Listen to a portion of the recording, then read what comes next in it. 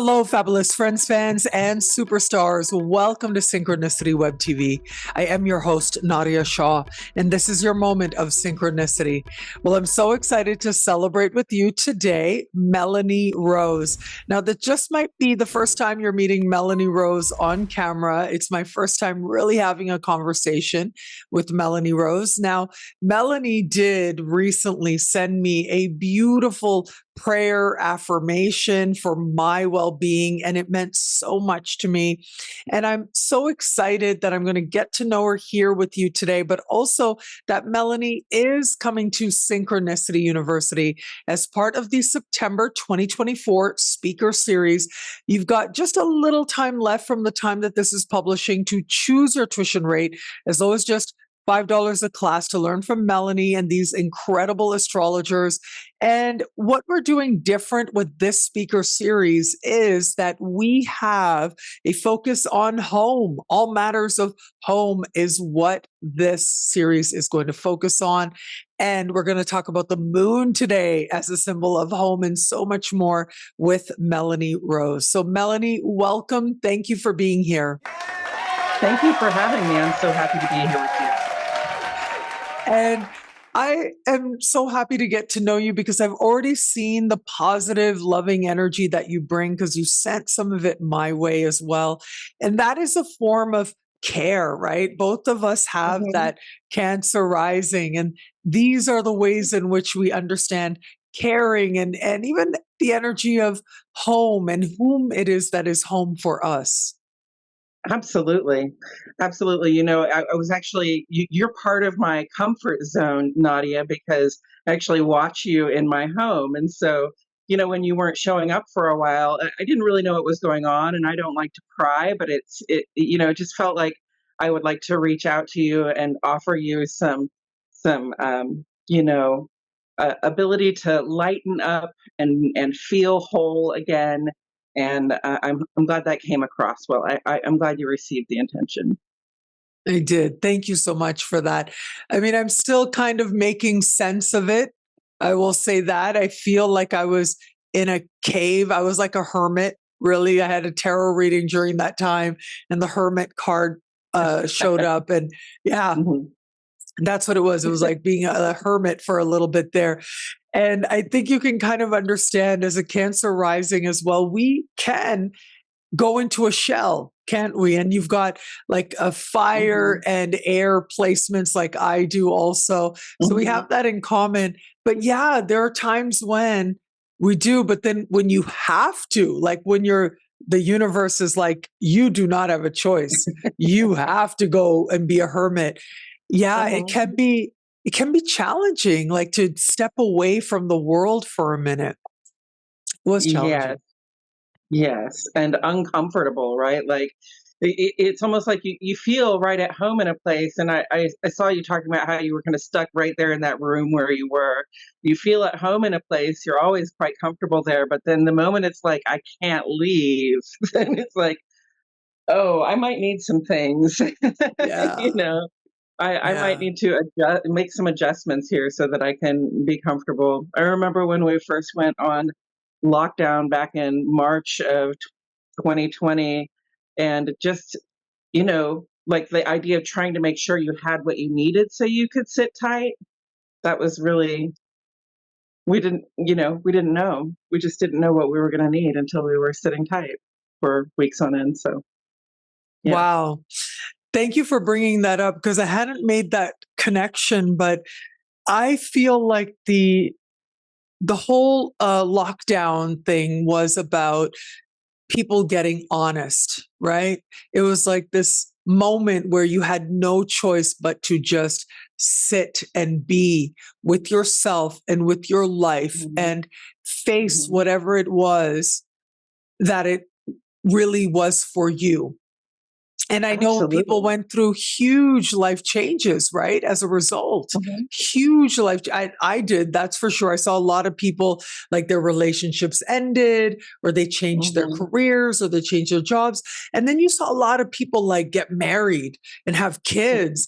So it was all, yeah, right. It was so honest. Yeah, I know. Like for me, I broke up. I left the Mhm. city I was living in for so many years.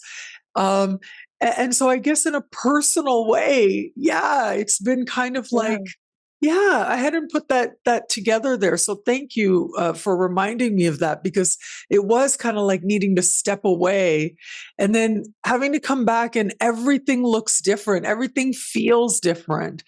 And for me, it yes. was also stepping away from work. And I have Saturn Mhm. in the first house, two planets in Capricorn. Oh boy, that's a whole other layer too. Uh-huh. Yeah. Yes. Yeah. And so, So, being comfortable in the home became very important at that time. For me, like the big change that I went to was I really dedicated to myself to my study of astrology. Whereas I had always just sort of peeked in my wee moon, and talked to myself about it for a long time. At that time, I was like, no, I really want to be able to articulate this. I want to be able to talk to other people about it. And I hadn't even like found you yet. Like I hadn't even met some of my favorite astrologers yet, but that was something that I realized. It was a moment of honesty, where like to feel comfortable as though I am growing, to feel comfortable as though I'm moving in the direction that I want to be moving in. I'm going to go ahead and like pick up this learning project and go with it. And so now you are coming to Synchronicity University. Once again, everybody, Melanie Rose is going to be part of the September speaker series. And you've got a little time Mhm. left from the time this is publishing to choose your tuition rate as low as just $5 a class. And you're going to be teaching on the moon. And so what can we Mhm. understand the astrological moon as? How do you interpret the moon in a natal chart, for example? Well, to me, the moon comes back to who we are in our private experience. So, that is the home. The moon rules the fourth house, which is about our home. But it also, to me, like your home in the world is your body. So it talks about your body. And the moon does have a direct impact on our bodies. We are attuned in cyclical ways to the sun and the moon both. Um, but I guess, yeah, to me, that talks about just sort of the private experience, how things might feel to a person, what they might need to feel as though they are comfortable and have what they need in any of their private situations. And so the moon is whatever home is for you, whatever it feels like for you. Mhm. Yes. And I really think based on what you're, not everything comes back to the moon placement, but it's a pretty good place to go from if you're talking about, especially if I'm talking to a client who is not comfortable in their home, is not, enjoying a good relationship with the people that they keep close to them, or, is not just finding a way to feel like they belong where they belong, right? Yeah. And I imagine, I'm thinking now about my own chart, those times when my moon was going through a difficult transit. Yeah. A characteristic of the time was that very quickly I probably didn't feel at home. Sometimes that Mhm, was not at home within my body, but other times it was at home in the world, or I ended up having to move or something. So it's mhm. very interesting to make that connection as well, right? Like home and what we understand it to feel like, to be like, Yeah, is going to mhm. be something that likely will change at different times depending on transits and things like that. Yeah, like this is a really easy example, but I don't know if you've ever had conflict with someone you were living with. But when there is conflict in those close relationships, no matter who that person is, if they live in your home and there's conflict there, then how are you getting comfortable enough to rest when it's time to sleep? Or how are you even sort of digesting your food or, the other things that you would do at home to sort of relax and reset and rejuvenate? Kind of hard to do when there's conflict with another human being, kind of hard to do when there's just anything going on in the house that isn't, or the house or the place where you reside that isn't working quite well. Mhm. So, how about we go through the And if you could just provide very quick, maybe just one or two sentences, short keywords Mhm. on moon signs, right? The Mhm. signs of the moon. And I know, like, I know a lot of people, we really like to hear about ourselves. So a lot of people are going to be watching this and they're going to be like, my moon is in Gemini, my moon is, and they're like, yeah, I want to know a little bit about what that means for me. So I'm excited about that. So what do you think? Should we just jump in? Should we do that? Let's go for it. Let's go for it. Yeah, Okay, so let's I'm start with ready. Aries. Moon Okay. sign in Aries. Yeah. Moon sign in Aries, I love a good fire sign because I am a fire sun. Moon sign in Aries is not always the most patient person. They can be a little bit pushy. They can not have really a problem telling you how you feel, how they feel, but they also might be a little bit insensitive to other people's feelings. So it's something that Moon and Aries has to keep in mind sometimes, that their own feelings are not the only ones. I have a few clients. I have a lot of clients with Aries placements, but I have a few with Moon Aries placements, and a lot of times, especially at home, it is the impatience with the partners, and the impatience with, like, people not, taking their marching orders and doing what they ought to do do with them. One of my favorite famous examples of an Aries moon is Cardi B, and she's a Libra sun and an Aries moon, so there's that tension of opposites that comes in, and it really plays well on her. She's really good at this celebrity thing, but her Aries moon, she's just so impatient and so quick to say what she thinks. I really admire that about her, and I would probably not want to make her angry with me. Yeah, actually, when I went through the breakup that I was just talking about, her Mhm. music did really help me. There were some songs there that became part of my playlist. So, what about a Taurus moon? Oh, so Taurus moon, I love Earth moons because they feel very grounded, and it's like I feel like I know what to expect from this person. I get a very reliable vibe, maybe not quite such a social vibe as sort of preferring to stay home and enjoy the fruits of their labor. But Taurus is, if you ever want to make sure that you are living in a comfortable and well supplied way in your home, you want to have a Taurus around. And Gemini. Gemini moon. Oh my goodness. Like, how many, I can't even name one right now, but how many uh, celebrities are there that are Gemini moons? And it's almost as though it is in their heart to entertain, it is in their heart to just express themselves. And as long as they can make a connection, then they're good as far as, feeling trust and feeling comfortable with people. Cancer moon. Oh, well, Cancer, the moon rules Cancer. That is where the moon is at home. So it's just to me it feels like simple caring, simple feeling, like not a very complex emotional state. Really, just sort of Cancer feels what it feels and shares what it has to share. Leo moon. Leo moons are It's fabulous. They are fabulous, aren't they? they are Yes. fabulous. They're so beautiful. And that's the truth. The thing I love about Leo is, you know, they want to feel that appreciation, but they also want to show appreciation. They're very good at sharing appreciation, especially with somebody that they love, that they do feel comfortable with, or in an environment where they feel comfortable with. Then they will just be very generous and kind and appreciative of the people around them. That's more than two sentences, and I'm so sorry. That's okay. It's perfect. It's perfect so that people get some insight for sure. Virgo moon. I found Virgo moons, they can have a very sensitive stomach, in my opinion, but yeah. Oh, yeah, yeah, I can see how that would work. The Virgo moon is it's not unemotional. It's just about sort of sorting the material from the emotion, sort of putting things in order. I don't know what I would say about a Virgo moon.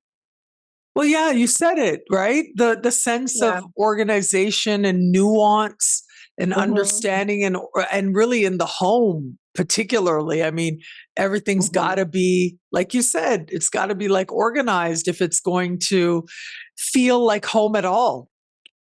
Right. And Virgo is a healer, so it has to feel like a space where you can rejuvenate and revive. Yeah. Libra moon. A Libra moon is a lover, and probably a lover of beauty and elegance as well. I had a Libra moon lover who was just the most romantic person. And I loved that.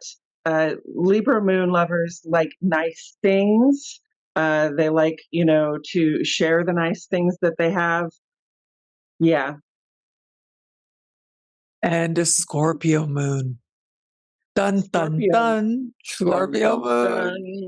dun. J Lo. We're talking about Jennifer Lopez vibes there with the Scorpio moon. Oh, yeah, yeah, with that Leo sun too.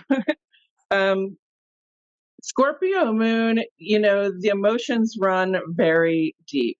And, what a Scorpio of any kind, but especially when it comes to heart stuff or in the home stuff, can't tolerate is lies, deceit, any kind of inauthenticity.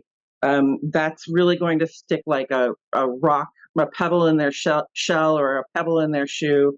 And they may not be the best at being direct to get it out of there, but but they will find a way to move it out of there. Yeah. Strategies. And me, a Sagittarius moon. Sagittarius moon, you are the best example of a Sagittarius moon because you really are just at home anywhere in the world, is what it seems like. And I'm just going to guess, but I would imagine that your home, the one that you return to, is pretty utilitarian and just ready for you to like land there, do what you got to do, pack your stuff, and leave again. It doesn't really have to be very special or particularly extra comfortable or anything like that. You just utility. Is that correct? Am I right about that? Yeah, I mean, it's interesting. My whatever you would call my home is basically my Mhm. parents' home. And I have a Oh, okay. bedroom in my parents' home, and I see it as the place where I display all my souvenirs. And so Mhm. I literally Yeah. have like my mom calls it a museum because I do Mhm. like collect things from around the world and I have them displayed. But Mhm. the other thing my mom says is as soon as I arrive, the first thing I tell her is when I'm going to leave again. So I'm like, okay, this time I'm going to be home for 6 weeks or I'm going to be home for 2 months. Then I got to go here. And I really got to go check out the salt flats in Bolivia. And I haven't been there before. Uh-huh. Go like these are the types of things I have to go to that concert over there in 2 months time. Like that Mhm. is so true. Yeah. Like it's utilitarian in the sense that um, I have I have Saturn in Cancer in the first house, so I gotta be home and I gotta see my Mhm. parents, but it's their house, you know? It's not Yeah. really my house. It's like their Uh-huh. house is how I feel. You're still Okay, visiting. yeah, yeah, in a way, Yeah. right? It just always feels like I'm just visiting, but I kind of like it. I like being on the Yeah. go. And there's as soon Mhm. as I'm in an airport, I'll tell you, I feel like me again. That's the thing Yeah. that happens in airports. I feel like me again. I love it. I love how I walk different as soon as I enter Mhm. an airport. Yeah. That sense of purpose and everything. Yeah. Yeah. Okay. Capricorn moon. Capricorn moon can come across as a little bit hard and cold. Yeah. But Capricorns are actually very deeply felt people, and Capricorn moons are very deeply felt people. They really just they have a hard time showing it. They have a hard time with the exchange, is what I've noticed. Exchange of appreciation, because they definitely want what they bring, which is often in material terms, to be appreciated, but they don't necessarily aren't always like with it enough to show up for the exchange. Does that make sense? I Yeah, hope that for doesn't sound sure. incredibly negative on Capricorn moons either, No. because it's not. But, Capricorn needs mountains to climb and problems to solve. And so, it's almost as if you come back to this really peaceful relationship and there's nothing to solve, that it's like, oh, well, I must go find a mountain. Well, John Bon Jovi has a Capricorn moon, if I remember correctly. He has a Capricorn moon. Mhm. And that is somebody who had a mountain to climb. I think that's the perfect way to put it. Somebody who has a mountain to climb. But I think he's been in the same relationship for a really, really long time, So he's Mhm. found that way to create the home and have the stability, but still, yeah, you got to go Yeah. do something that you feel good about, achieve Yeah. something that matters to you. Yeah. So Aquarius moon. Aquarius moon, that's me. We like to process Yay. our feelings through the intellect. It's Hmm. almost as though sometimes I don't even know I'm feeling something until I'm thinking it through. I kind of have to have a conversation with myself about it. And I mean, that can get in the way a little bit because um, it feels like I can't just feel it, right? And express it. It's gotta go through a filter to do that. So Aquarius, we have a lot of things going on up here in the head, and we might seem a little distant from time to time. And personally, I don't mind it when people remind me of things because I seem to have forgotten. And you know, uh, personally, I appreciate people who also, when I'm close with people or if I'm in my home, to have that mental stimulation, something that's entertaining or something that I am learning from, so that I can feel like I'm getting something out of it. Hmm. That's my safety zone, is like learning new things and having more information for sure. Yeah. And finally, a Pisces moon. And my wife is a Pisces moon. She is a psychic. She's not a person that you can really fool in any way. And she goes directly to the way things feel, and gets the information from that almost immediately. It's like, well, if I'm feeling this, then this means this, and often she's just correct about it. So I trust a Pisces to know how they feel. I trust a Pisces to say how they feel. But I trust a Pisces sometimes to come a little out of left field with that stuff too.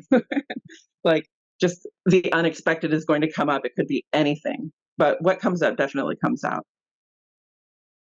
Once again, everybody, Melanie Rose is coming back to Synchronicity University. Well, not coming back. Maybe that's a good sign that I said coming back. This Coming might back not be now. yeah, exactly. But it might not be the only time you teach with us. But yes, it's going to be your first time teaching with us this September. As part Mhm. of the September 2024 speaker series. And you've got a little time left from the time this publishes to choose your tuition rate, as low as just $5 a class. And this speaker series does have a home focus. You'll learn a lot more about the moon and lunations and so much more from Melanie Rose during her talk. So, Melanie, thank you. I loved getting to know you. Thank you again for this moment with you. Absolutely. Thank you for inviting me. It's such a pleasure to be here. And thank you, everybody out there, for watching. Until we connect again, take care. Bye. Bye bye.